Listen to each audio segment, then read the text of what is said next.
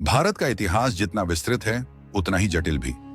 इसमें कई राजवंशों का उत्थान और पतन हुआ, लेकिन कुछ ऐसे भी रहे जिन्होंने भारत की राजनीति, संस्कृति, कला और वास्तुकला पर अमिट छाप छोड़ी। मुगल साम्राज्य उन्हीं में से एक था।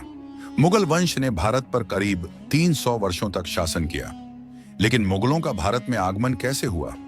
वे कैसे एक ताकतवर साम्राज्य की नींव रखने में सफल हुए और आखिरकार वे क्यों और कैसे कमजोर पड़ गए? मुगल साम्राज्य की कहानी की शुरुआत होती है फरगना, वर्तमान उज्बेकिस्तान के एक छोटे से शासक बाबर से, जो तैमूर और चंगेज खान की संतान था। 14 फरवरी 1483 को जन्मे बाबर को अपने पूर्वजों की तरह ही युद्ध और विजय की भूख थी, लेकिन उसकी प्रारंभिक जिंदगी संघर्षों से भरी थी। 12 साल की उम्र में फरगना की गद्दी संभालने के बाद उसे कई कठिनाइयों का सामना करना पड़ा। उसके अपने ही रिश्तेदारों ने षड्यंत्र रचकर उसे बेदखल कर दिया, लेकिन बाबर ने हार नहीं मानी। उसने समरकंद जीतने की कोशिश की, लेकिन असफल रहा।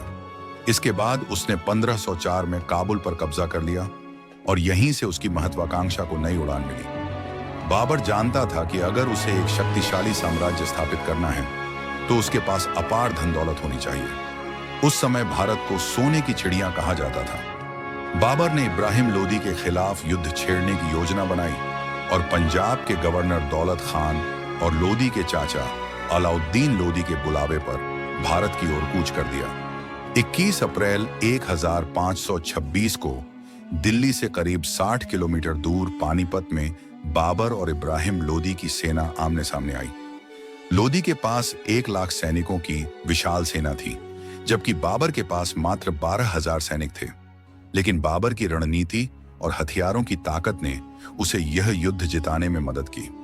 बाबर के पास तुर्की तोपखाने, गन पाउडर और एक बेहतर सैन्य रणनीति थी। उसने अपनी सेना को एक विशेष संरचना में लगाया, जिसे तुल्लुगमा कहा जाता था।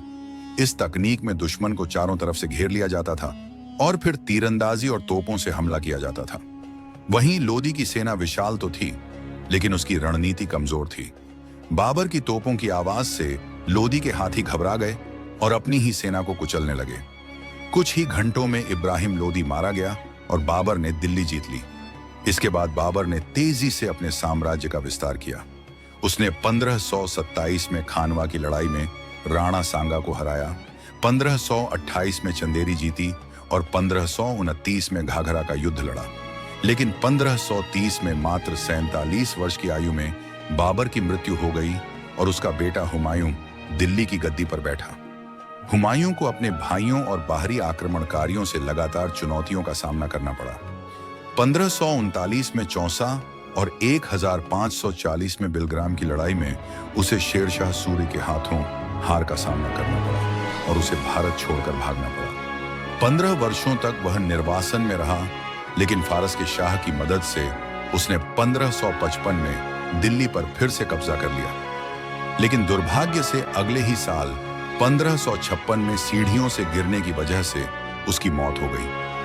हुमायूं की मृत्यु के बाद उसका बेटा अकबर महज 13 साल की उम्र में गद्दी पर बैठा, लेकिन असली सत्ता बैरम खान के हाथ में थी।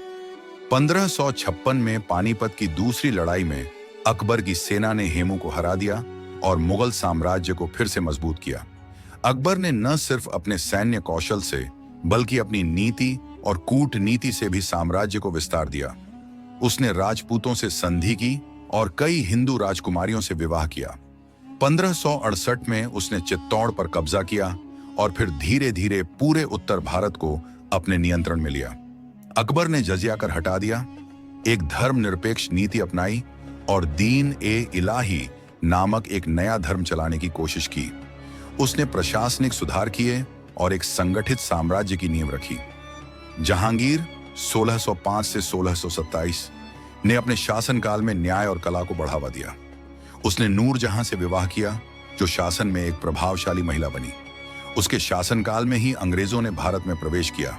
शाहजहां 1628 का युग वास्तुकला का स्वर्णकाल था। उसने ताजमहल, लाल किला, मोती मस्जिद और दीवाने खास जैसी इमारतें बनवाईं। लेकिन अंत में उसके अपने बेटे औरंगजेब ने उसे बंदी बना लिया और 1666 में उसकी मौत हो गई।